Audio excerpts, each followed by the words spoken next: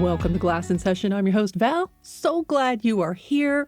And since 2026 is proving to be a crapshoot of a year in terms of, so many things, in many ways it's been a disaster, at least in the U.S., I've decided to shake things up a bit for the second half of this here season. And you may be thinking, wait, Val, this whole podcast is a crapshoot. But yet, here you are. You clearly like it. And you clearly clicked play today because you were perhaps peckish for a little potable pop podcast potpourri. So let's do this thing. I cannot think of a better time to talk about disasters, so this whole episode is on topic. Epic booze disasters. And I'm not just talking about dry January. Let's bask in the splendor of what history can teach us through, destruction.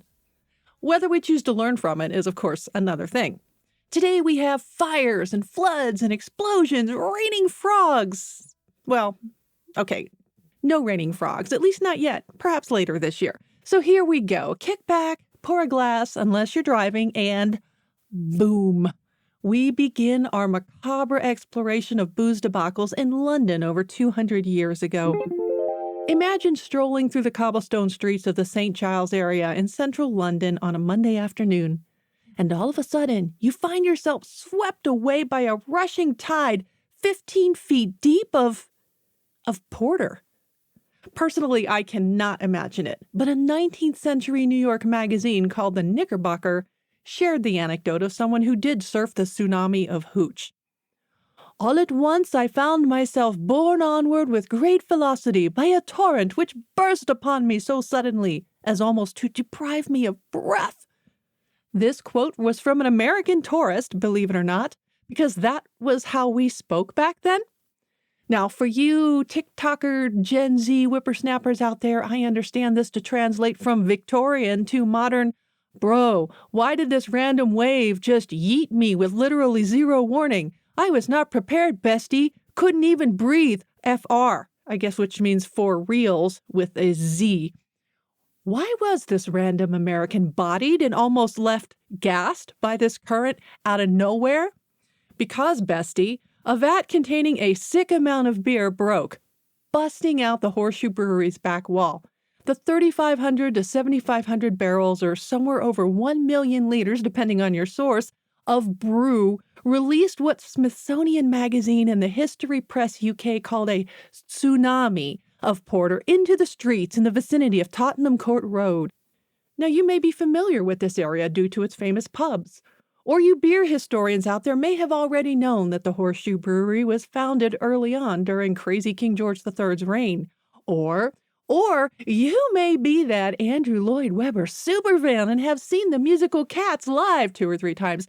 And therefore, perhaps you may recognize Tottenham Court from the song Grizabella the Glamour Cat, before either Elaine Page or Betty Buckley in the London or Broadway productions, respectively, gift us with a taste of memory, actually written by Trevor Nunn, but also on the track 12 medley of the original Broadway cast recording, which I may or may not own. Okay. Beer, flood, back to it. As mentioned in the aforementioned musical lyric, Grizabella, the Glamour Cat, was known to skulk, and I quote, near the grimy road of Tottenham Court. In other words, a very poor area during Victorian times, which brings us back to this other tragedy. Sadly, this translates to not so much, hey, free beer, grab some buckets moment, but an actual tragedy where people unfortunately were killed. And the crowded, rundown homes of local residents were destroyed, and the citizens were never compensated. Most of the deaths were women and children, as this happened during the part of the day where men were at work and moms and kids were either at home, some were sitting down for tea, some were doing chores. In one case, there was a funeral happening for a little boy, and it killed a few people at this funeral. Some people drowned in the flooded basement apartments, some were crushed by collapsing buildings or killed by debris. As for the brewery responsible, they were compensated for some of their losses thanks to Parliament, and although they were sued for damages, the ruling held that no one was responsible because, get this, it was an act of God. So Sky Daddy did this. So the brewery resumed operations and actually stayed open until the early 1920s. It was demolished in 1922. Now here's the technical 411 on how this explosion happened in the first place. As for the tank that exploded, This happened because, as we know from over 100 episodes of this winecast, carbon dioxide, or CO2, is released during the fermentation process. Yeast heat the sugars, giving off CO2 as a byproduct and somewhere around 56 kilocalories of heat. The pressure had built up in the fermentation tank as usual, but what was unusual was that a 700-pound iron ring or hoop holding the cask staves together had slipped off. Being that this ring slippage happened often, the responsible parties made a note to get it fixed and then just went on with their business. Now, an hour after the clerk inspected and noted the fault and reported it, the tank then exploded. This triggered a domino effect as tons of beer destroyed neighboring tanks or vats, thus discharging hot, sticky, fermenting hooch into the streets, homes, and businesses of this community. So that was the London beer flood of 1814. Now we're going to move on to fire and flood. A couple of decades later, about 300 or so miles away, depending on your mode of travel, in Dublin, Ireland, a fire was burning on a Friday evening in what is known as the Liberties. The Liberties in central Dublin is an historic area of town, complete with medieval pubs, breweries, distilleries, historic churches, distilleries in churches, and so much cool stuff. But in 1875, it was also a working-class hood, complete with tenements, just as in the Tottenham Court Road area of London I just discussed. In the previous story also, the operations were accounted for as in order, also around 4:30, 4:45 p.m. at Malone's Malt House on Chambers Street. Malone's Malt House contained approximately 5,000 barrels of distilled spirits, including whiskey. However, the fire burning about 3 to 5 hours after that warehouse check made its way to that warehouse.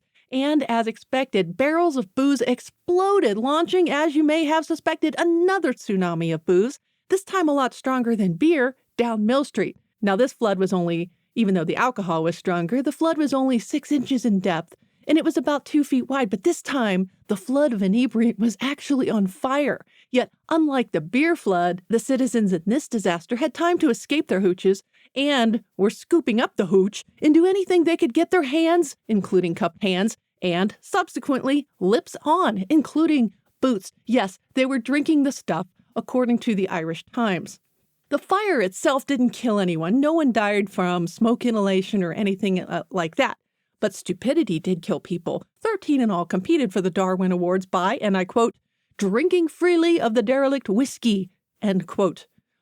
What I drank out of was a jug, said Mr. McGrain about the death of his neighbor William Smith, who drank a great deal with his cupped hands, and that is also a quote. McGrain went on to tattle about how nearly everyone was drinking it. In the end, Malone's reclaimed 61 of the 5,000 barrels of spirit. Homes and businesses were destroyed, however, leaving families homeless. In addition, some pigs were lost, as well as a dog who was reportedly foaming at the mouth and ended up jumping out a window of the top deck of a Dominic Street upper home. Could have been rabies, could have been the whiskey, but no one knows for sure. And what else no one knows for sure was the cause of the fire. That in and of itself is still a mystery. Now, as for the burning fire itself, water wasn't able to exactly extinguish it because, like a gas fire, water just spreads the flames. Sand and gravel wasn't effective in containing the fire, so the fire brigade actually turned to horse dookie. That's what I said. Horse dung, poop, feces to fight the firewater fire. We don't know how the fire was started, but we do know from science class that pure ethanol's flash point, the point at which the liquid produces enough vapor to catch fire, is 55 degrees Fahrenheit. So almost room temperature, depending on how cheap you are with your thermostat, of course. Now, this fire was in June, so chances are it was pretty warm, whatever that is, in Ireland's summer season during that time in history. And if you've ever drunk a flaming cocktail or used brandy to flambe a dessert, for example, you know you'll need a spirit of at least 40% alcohol by volume or 80 proof. And something else that I learned is that the blue flame is not only from a cooler burn than other fuels, which is why your cocktail glasses don't break or explode when somebody sets one of your cocktails on fire, but this paler blue flame that you get from igniting alcohol is challenging to see in pure daylight. So when you see flaming cocktails and desserts, the preparation is often performed in dim or soft lighting, not just for effect, but for safety. So the moral of the story, drink your flaming booze responsibly, have something to smother the flame, and perhaps like a plate or metal lid versus horse pucky, and don't chug burning booze out of boots. The final industrial booze disaster I'll cover today takes us all the way back to 2018. And this was another tank explosion. We know from the champagne episode that built-up carbon dioxide pressure used to make bottles explode in the cellar to the point where remuers and cave workers had to wear metal face shields. As recently as 2018, a steel Prosecco tank in the town of Conegliano in the vaunted Prosecco production region of Conegliano Valdobbiadene, Prosecco DOCG, it exploded and it was caught on video, and it's quite satisfying to watch, and I don't know why. I'm not sure the exact cause of this explosion or overflow, whatever it was ever reported, such as the silo's structural integrity or pressure, or some may have suggested a possible overfill. But we can watch over 30,000 liters or 8,000 gallons of bubbly spilling over the tank onto the ground, and that is the equivalent of about 40,000 bottles. However, considering this region alone produces over 90 million bottles a year of the good stuff, I mentioned the Conegliano Valdobbiadene Prosecco DOCG, this is only a fraction of the hundreds of millions of bottles produced a year of Prosecco DOC, for example, which topped 667 million bottles in 2025 alone. So, not really the worst disaster, but we couldn't end a booze disaster episode with sadness, death, destruction, and tragedy. Nobody wants that.